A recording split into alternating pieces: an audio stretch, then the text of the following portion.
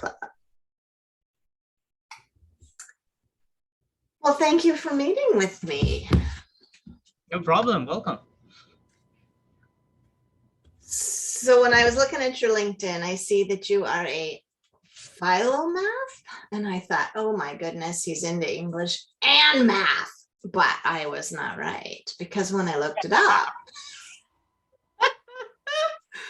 it said that a Philomath is similar to, or a Philomath, similar to a philosopher, only instead of loving the knowledge or the wisdom, you love the process of learning the knowledge and the wisdom. Tell me about that. When did that start for you?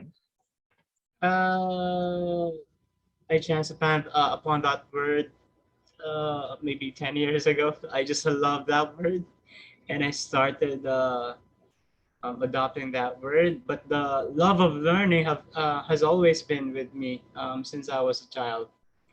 So I just found that word to describe 10 years ago. So. All right. So now I saw the word Tagalog. I thought, how many people in the Philippines are as about English as you are, that they're going to go all the way to getting a Master of Arts so they can learn the philosophical foundation and education and language curriculum and instruction? Who does that? So tell me about the Tagalog. Have you always grown up learning English? What inspired you to take it that far? Okay, it's weird because I've always been weird since since I was a child. I think the moment I got to listen to people or to someone talking in English, I was already mesmerized by the distinct sound, and so I got attached to the sound. And when I was in second grade, English has become my favorite subject. And so I would always copy and mimic people talking in English. And just like many Filipinos, they also copy. And and since then, I've always strived to hone my skill. So in high school, I think I started memorizing English dictionary and thesaurus. Yeah, believe it or not, I have fondness of words, and I would always write down English words on my notebook and try to use them with my classmates, even though the words actually didn't fit the situation or the context. The point was I tried to use the words. And that's how I got my confidence to just speak, even though I was wrong most of the time during high school. And so there, uh, and then it just went crazy since then. So I started after graduation from college. I had to I had a job at a call center, so I would talk to a lot of Americans with their credit card bills, complaining a lot. So probably that's how I got some of the um, I guess the behavior of Americans. Oh, and it sounds like I had not heard this English for a special purpose, English for specific purposes. I'd heard of ESL, Mm, never heard of ESP. yes. Yeah. Okay. Well, I guess you have some idea. So specific purpose. Yes, it sounds like you work from people in grade school all the way up to people in their academics and Yeah. into people in their careers to Correct. help them use the language that they need, their particular type of language they need to learn to do their job right or well, to Yeah. excel. So for example, I used to work in Abu Dhabi. Um, I work with Korean engineers. So they needed some teachers to teach them Ielts. I'm not sure. Are you familiar with Ielts? It's like standardized exam. If you want to pass, if you want to work in a certain country like the US or the UK, you need like an exam to prove your language proficiency. So IELTS is one of them. So they needed teachers who can teach IELTS, and then who can teach them conversation English. And so that's one example of ESP. Yeah, and then I see that there's also what EFL, which is in teaching English to foreigners. And so you've not only taught the Koreans, you've taught the Chinese and the Japanese. And so how many languages do you need to know in order to do that, Adrian? Well, not a lot, to be honest. I just need to be really good at English, I guess, because English is considered a global language in business and work, even in academic, in research.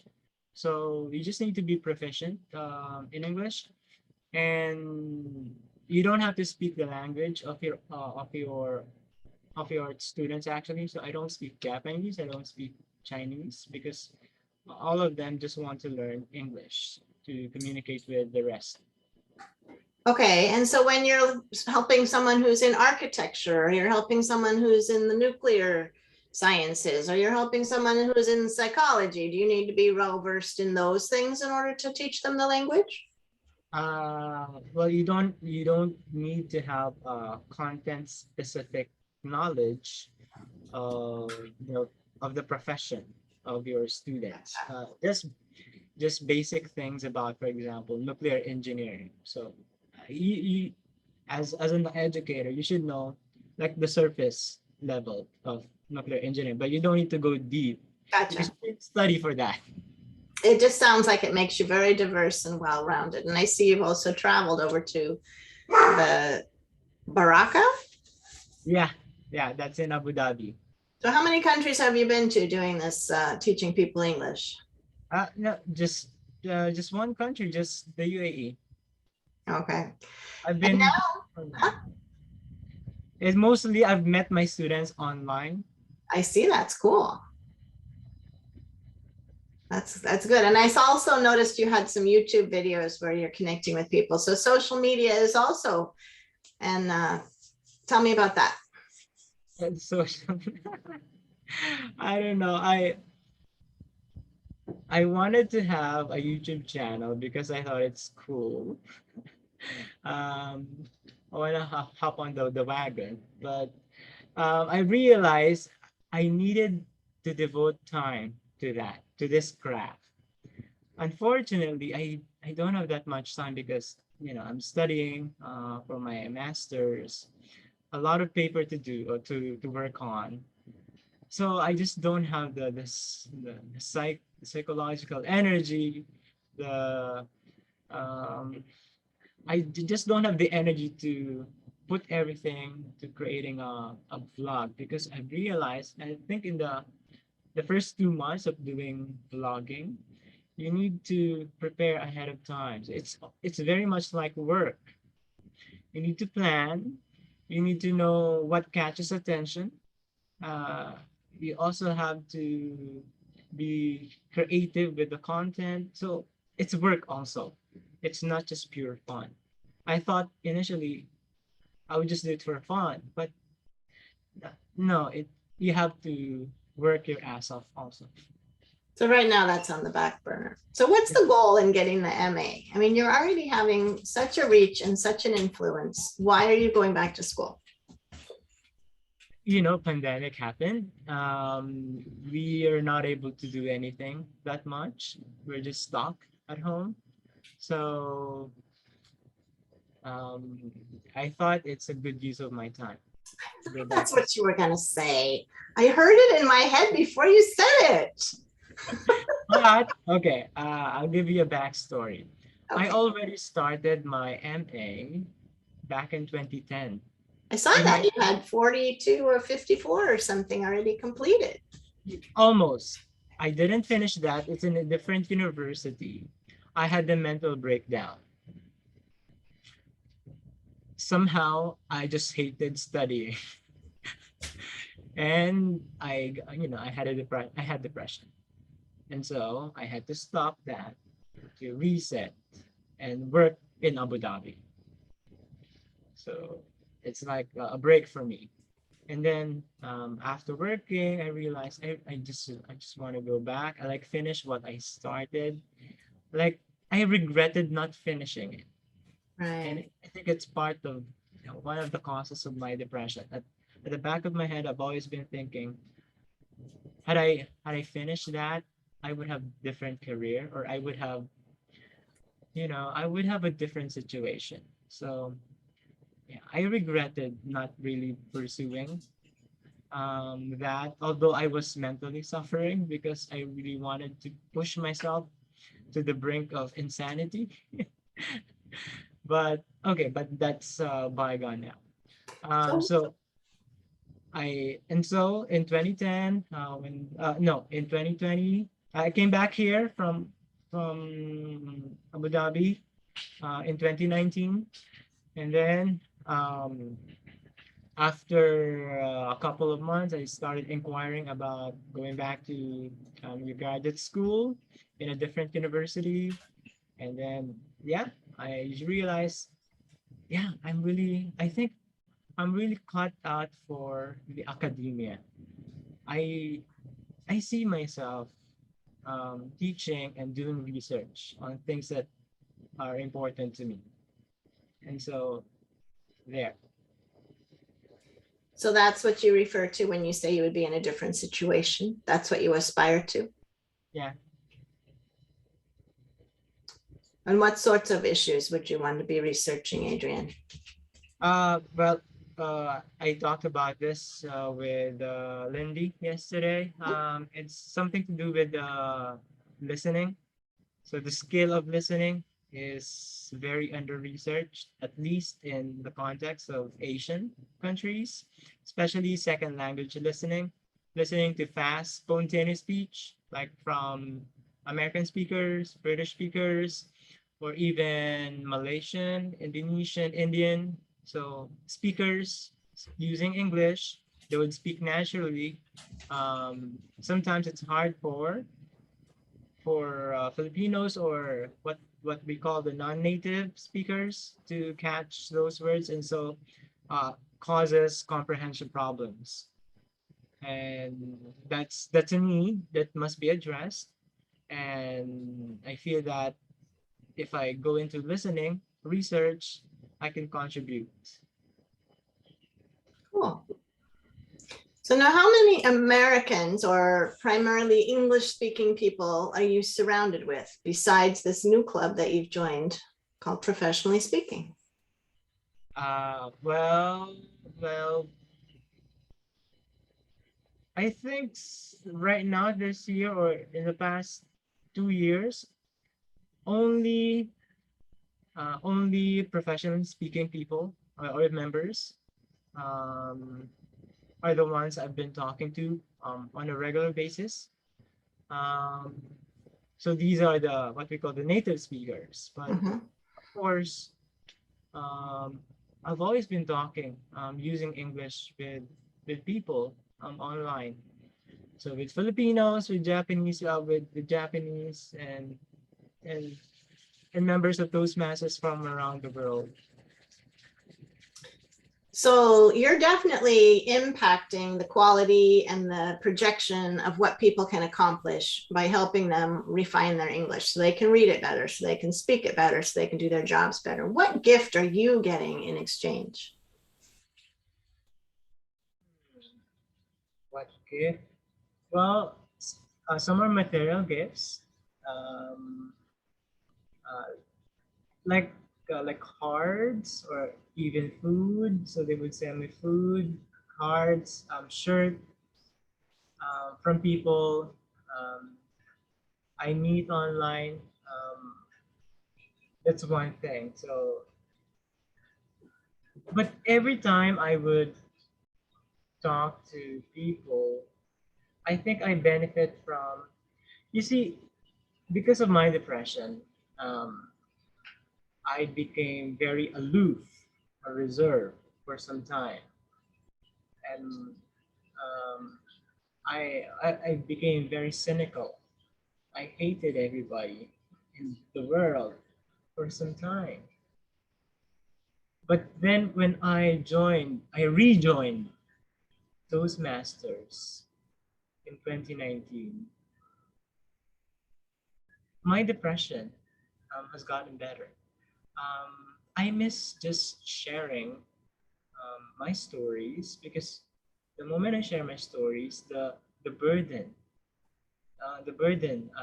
I've been keeping um, is slowly being lifted off my heart, my shoulder. So it's, in a way, it's a therapy for me. So talking, conversing, sharing what I feel, what I think about, not only with those masters, but also with my students, because I get to share also my stories with students. It's the sharing that makes everything seems more okay. That's so true. I think that connection, and sometimes we forget how much we need that connection. Yeah. My son is in Narcotics Anonymous, so he's recovery. And one thing he walked away from when he was in rehab was that the opposite of addiction is community. Yeah. And I think that makes a world of difference, if you go through life like that. Agree. Yeah. And I noticed also that, and I read your LinkedIn, and there's a lot of positive feedback, not from individuals like testimonials, but just when you put in, how much your students were impacted, or how many positive percentage of people, reported, the way that you were able to give them really specific and professional and useful feedback, or your emotional intelligence and your ability to, give them. So I think those are also ways that enhances what you've brought to the table for them. Yeah. Uh, thank you. Mm. And we are so happy to have you with us. I mean, I think that this is, again, it's going to enhance what you have, but it's also going to enhance, you are our very first international club member. And so we're excited. And I can see that you bring a whole lot more than, when I first said, oh, he's an English teacher, but an English teacher is, I know a lot of people who have like dabbled in ESL, and that's not what you're doing. This is a whole passion lifestyle for what you're bringing, and the impact. So that's pretty exciting. I also wanted to touch though on your humor. I see that you won a humorous contest a couple of years ago, and you do bring a very animated, upbeat energy, and you are funny. So tell me about your sense of humor and how that plays into your Oh my gosh. your work and your speeches. Okay, how should I begin this? I think I already had a funny bone when I was a child, because I would always be naughty, really playful and mischievous. But when I joined Toastmasters, I think I really embraced my own brand of humor when I met this particular member of our club, and she's our club coach, and she's really funny, and she has this big energy also, exaggerated also. And at the time, I was still at the height of my depression, so I just want to listen first, observe. Okay, I like that. I thought to myself, I like that energy. I like I like the no regard for for um for customs. Just be free, express who you are. Okay, I like that. And so I we became very close. I've gotten to know her personally. She has her own deep problems too, and somehow we connected. And I really thought to myself, if if barriers can be removed from your psyche, or from your psychological, um, I don't know, dimensions, then you really don't care about what people would think of you. You just want to express, and I think it's one of the reasons humor um, just emerges in me. So sometimes my humor would be so green. Well, not so green because I wouldn't be really explicit naming this particular body part. No, but I think humor allows me to be just express what I would not have expressed had I not opened up myself to to my own feelings. So because of our club coach, and also because of another member who's an author and who's also very humorous, I was encouraged to just just be um, just express my own style of humor. And my own style is flirtatious, exaggeration. I find those things really resonating with, I guess, with my identity. I know it will not fit every group of people. I have accepted that a long time ago, but nonetheless, as long as I'm not hurting you physically or or anything of that nature. So, and also, I believe we're gonna die someday. Why bother with all these things? Let's just have fun, laugh, and start a new day. Mhm. I like that. So your brand of authentic self-expression is flirtatious and fun. Yeah. Yeah, I can see where that's going to be a lot of fun. So tell me what's next for you. What's next for me? Many things. Well, I wish. Well, are you talking in terms of Toastmasters or in general? Whichever you would like to answer.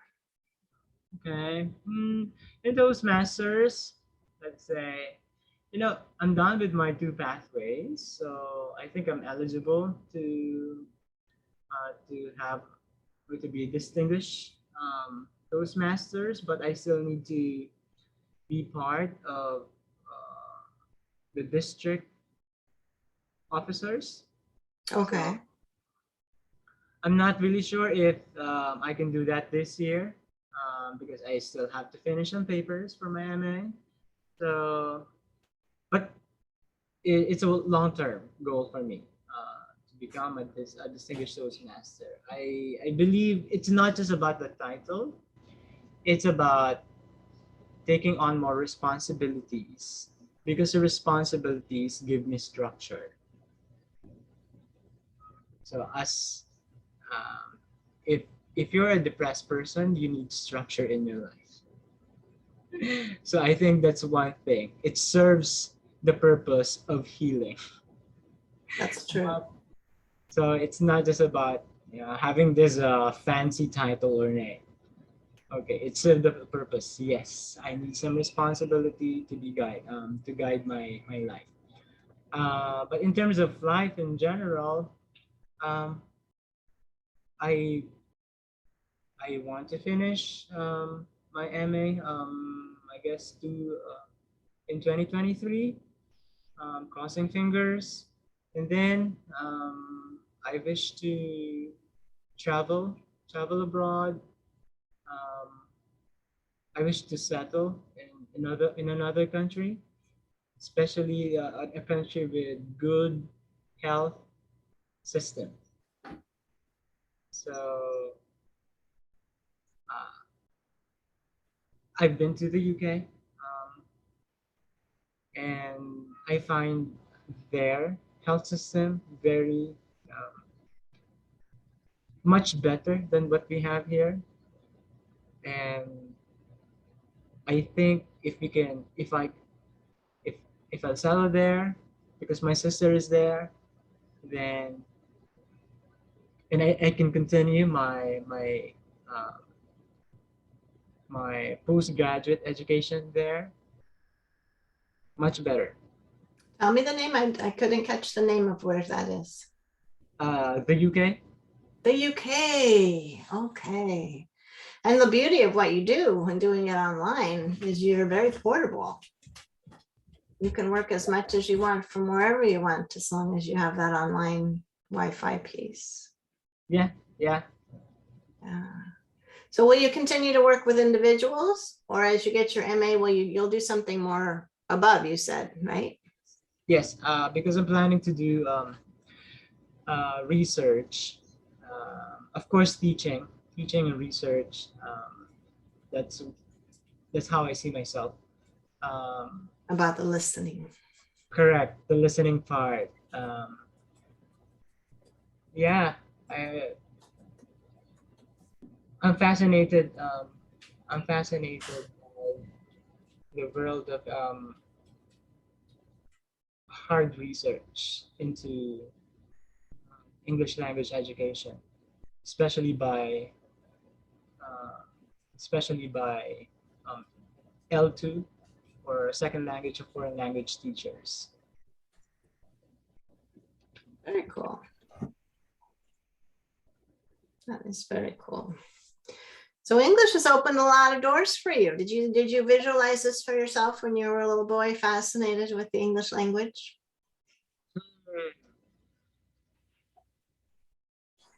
Did I envision myself?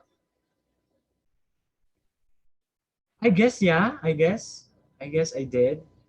Um, I was a big, well, I was a big dreamer once, but then I thought nothing's left for me. But then again, I regained the confidence. Yes, then I'd be I started dreaming big again, and I've realized that you're only as limited as your mind will allow. So Yeah, yeah. dream I big. heard somebody a couple weeks ago say, you just don't know what you want until you know what you can have. And so I think when you don't entertain, because you're only familiar with whatever you've seen someone else do. Most of us don't dream outside of what we've been exposed to. So, That's right. yeah. I'm glad you have a big vision. Thank you. Thank you also for taking this time. I know, I maybe it's past your sleep time already, but thank you for doing this. Oh, I'm so glad that we were able to connect, and I really appreciate you responding so quickly and so graciously. So thank you. Uh, thank you also, Hazel. And I'm going to go ahead and send the link to Lindy, and we'll see when we can get it posted so other people can get to know you better. Oh, really? Okay. So the whole recording will be on social media? I don't think it'll be on social media. I don't know. I think it's going to be in the newsletter, like as a link. And so it might be somewhere like on a YouTube. I'm not exactly sure. You are actually our first one doing it this way. Okay, I don't mind. I might have to hit you up for pointers. Okay. And my dog's been making all kinds of noise. I'm probably going to have to filter out the noise. Yeah. So thank you. Thank you. Thank you. Is there anything, what can we do as a club to support you? I really love the evaluation from everybody.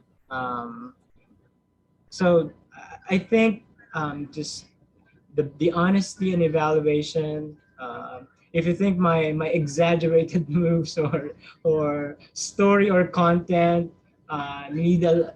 need some tweaking, then please go ahead and tell me. Okay.